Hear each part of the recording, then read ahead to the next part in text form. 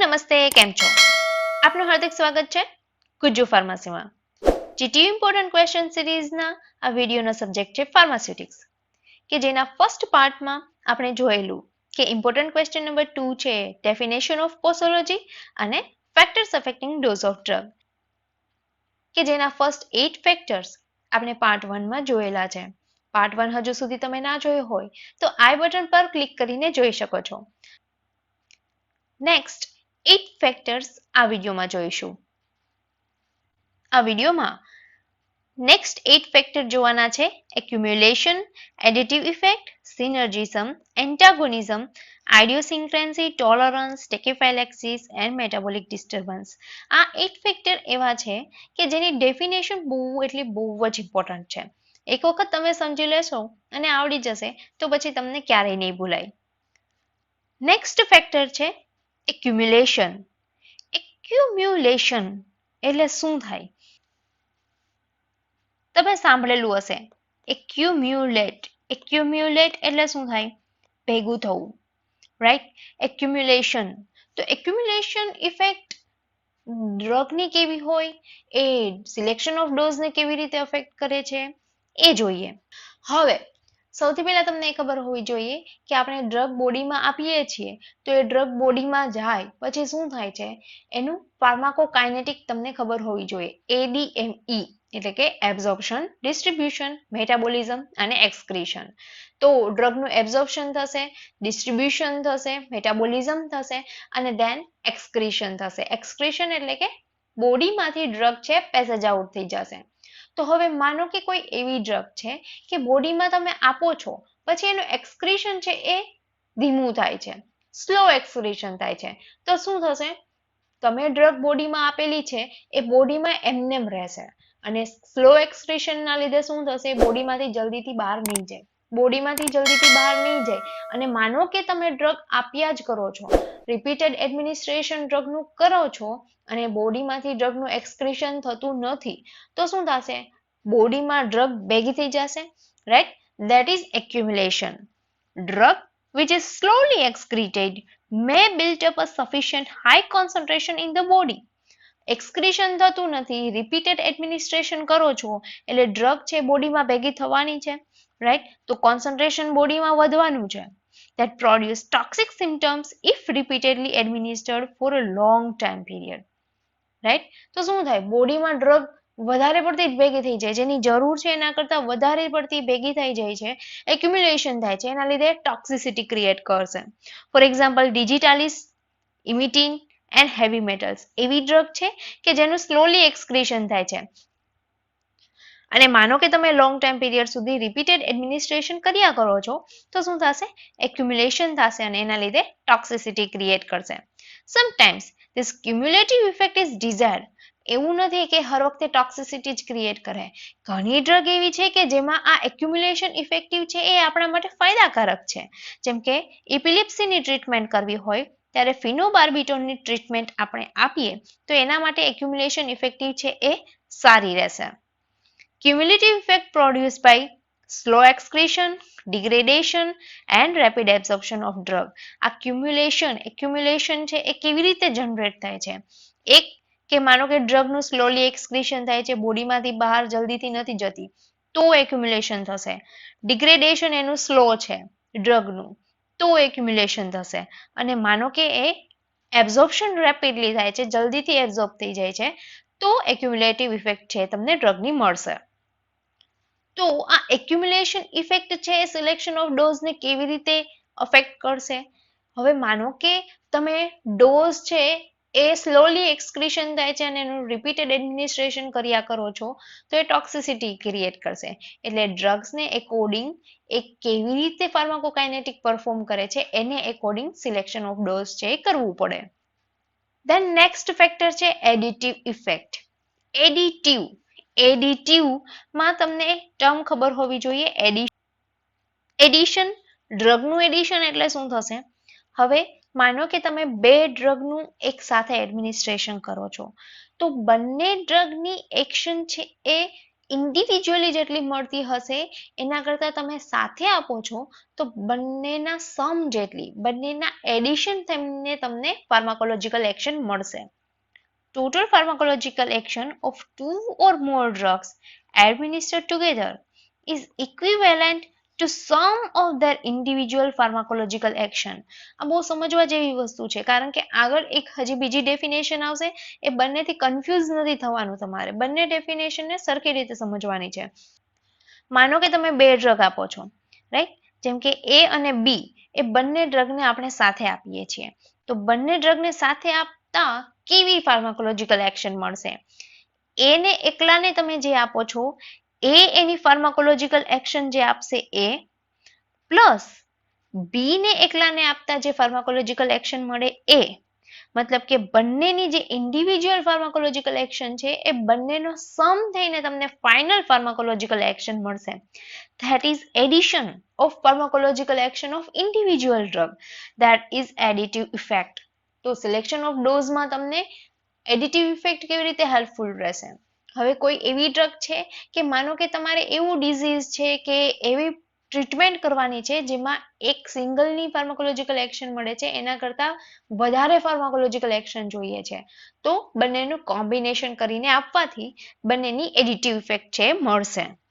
For example, અસ્થમાની treatment માટે ઇફેડ્રિન અને એમિનોફાઇલિન બંને કોમ્બાઇન કરીને આપવામાં આવે તો ઇફેડ્રિનની જે ઇન્ડિવિજ્યુઅલ ફાર્માકોલોજીકલ એક્શન હશે એ, પ્લસ એમિનોફાઇલિનની ઇન્ડિવિજ્યુઅલ ફાર્માકોલોજીકલ એક્શન હશે એ, તો ફાઇનલી તમને બંનેનો સમેશન થઈને એડિશન થયેલી ફાર્માકોલોજીકલ ઇફેક્ટ છે જોવા મળશે.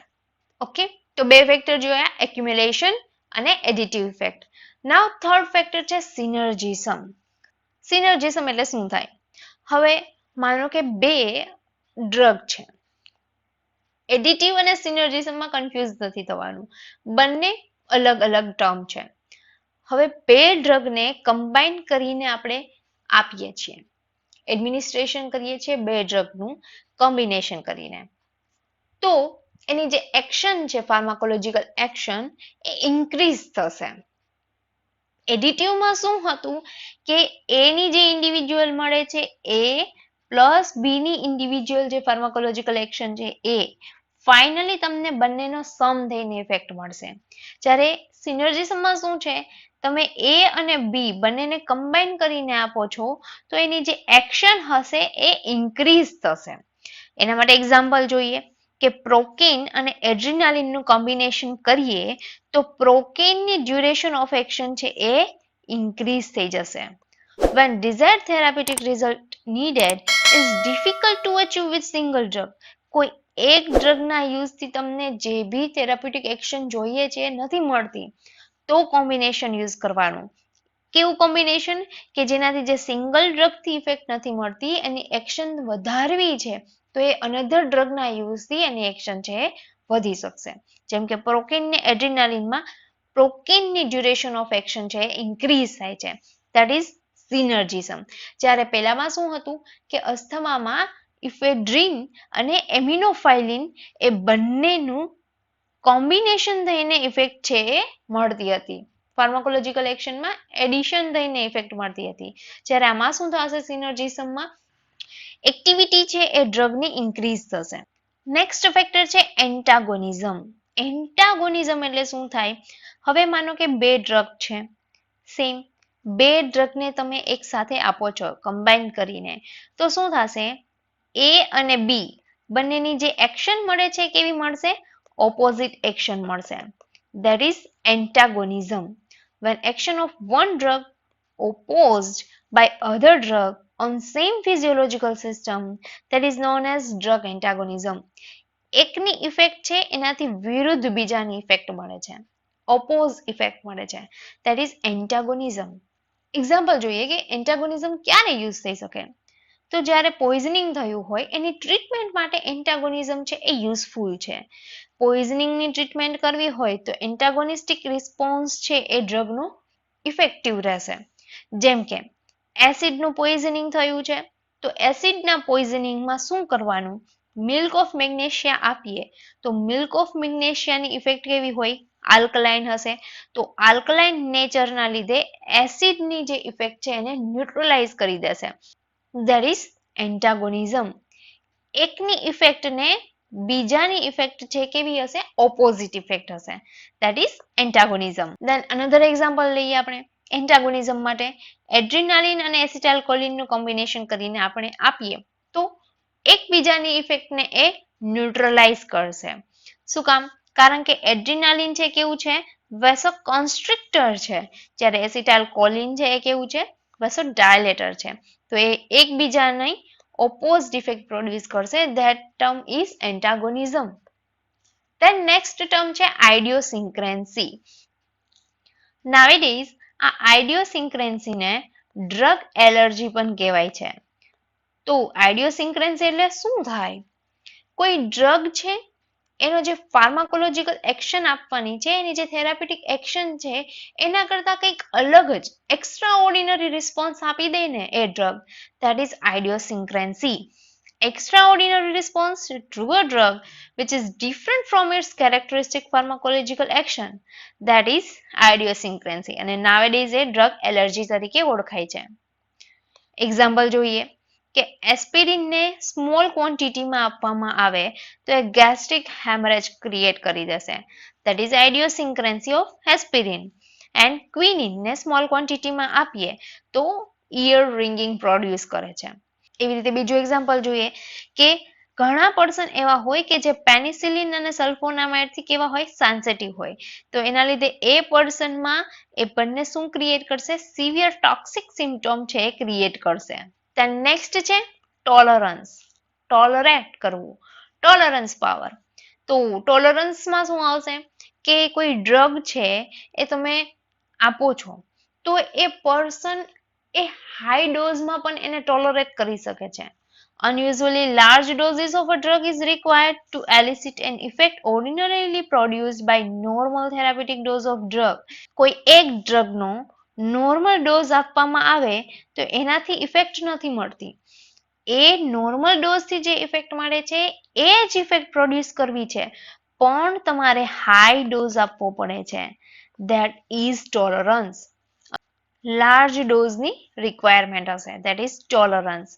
તો એક્ઝામ્પલ જોઈએ ટોલરન્સમાં શું આવશે કે સ્મોકર્સ હોય તો એ નિકોટિનને ટોલરેટ કરી શકશે. આલ્કોહોલિક પર્સન કે જે ઓલરેડી આલ્કોહોલ લે છે એને લાર્જ ક્વોન્ટિટી ઓફ આલ્કોહોલ આપવામાં આવે તો એ ટોલરેટ કરી શકે છે.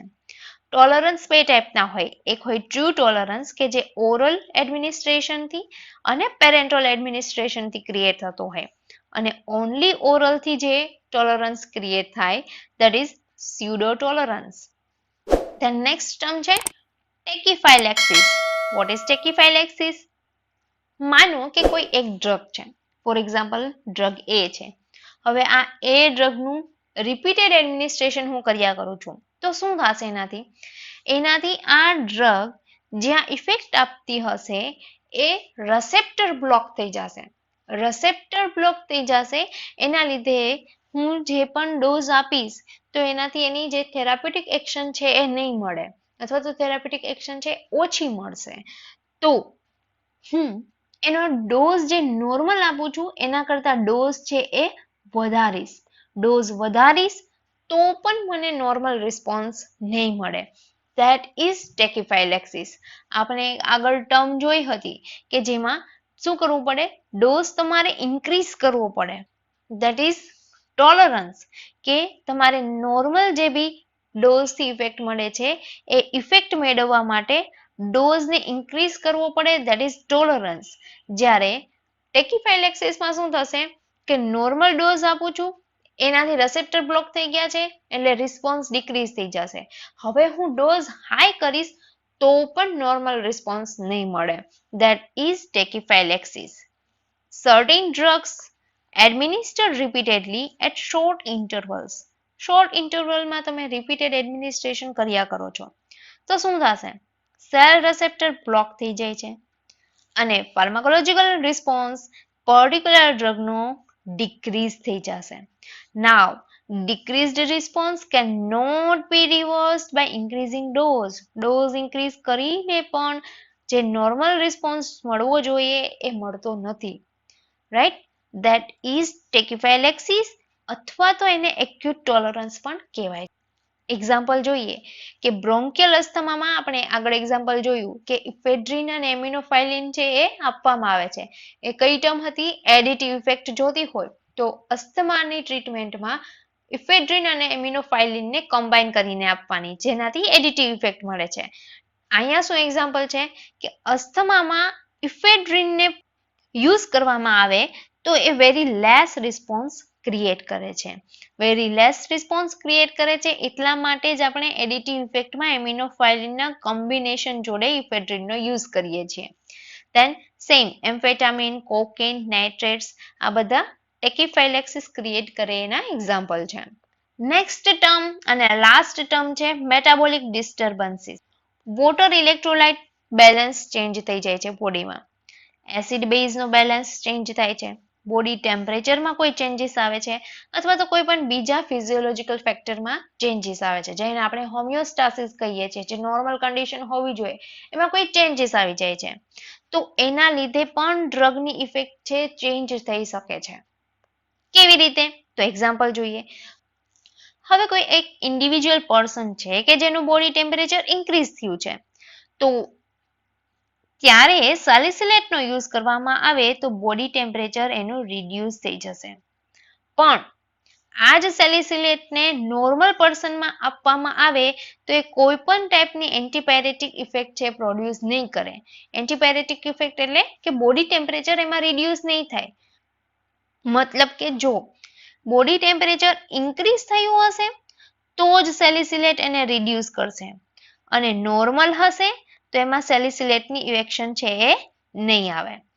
ધેન સેમ જેને આયરન ડેફિશિયન્સી એનેમિયા છે એ પર્સનમાં આયરનનું એબ્ઝોર્પ્શન જીઆઈટી માંથી, ગેસ્ટ્રોઇન્ટેસ્ટિનલ ટ્રેક્ટમાંથી મેક્સિમમ મળશે. મેટાબોલિક ડિસ્ટર્બન્સ એટલે શું? કે એ એવી ડ્રગ છે કે એ હોમિયોસ્ટાસિસ મેન્ટેન નથી, નોર્મલ નથી, રાઈટ? એબનોર્મલ કન્ડિશન છે તો જ એ ઇફેક્ટ ક્રિએટ કરશે, અધરવાઇઝ નોર્મલ કન્ડિશનમાં ઇફેક્ટ નહીં આપે. જેમ કે સેલિસિલેટ છે, બોડી ટેમ્પરેચર ઇન્ક્રીઝ થયું હોય તો જ એને રિડ્યુસ કરશે, પણ નોર્મલ બોડી ટેમ્પરેચર હશે તો એમાં કોઈ એની એક્શન નહીં ક્રિએટ કરે, મતલબ કે એમાં બોડી ટેમ્પરેચરને રિડ્યુસ નહીં કરે. તો એ પણ સિલેક્શન ઓફ ડોઝમાં ઇમ્પોર્ટન્ટ ફેક્ટર છે. તો આ હતા 16 factors which is affect selection of dose. અને આ જે ક્વેશ્ચન છે એ મોસ્ટ ઇમ્પોર્ટન્ટ ક્વેશ્ચન છે. પાર્ટ 1 હજુ સુધી તમે ના જોયો હોય તો આઈ બટન પર ક્લિક કરીને જોઈ શકો છો. આઈ હોપ તમને આ વિડીયો ગમ્યો હશે તો વિડીયોને લાઈક કરો, તમારા ફ્રેન્ડ્સની સાથે શેર કરો અને વધુને વધુ આવા ઇમ્પોર્ટન્ટ ક્વેશ્ચન્સ જોવા માટે અમારી યુટ્યુબ ચેનલને સબસ્ક્રાઇબ કરો. Thank you very much.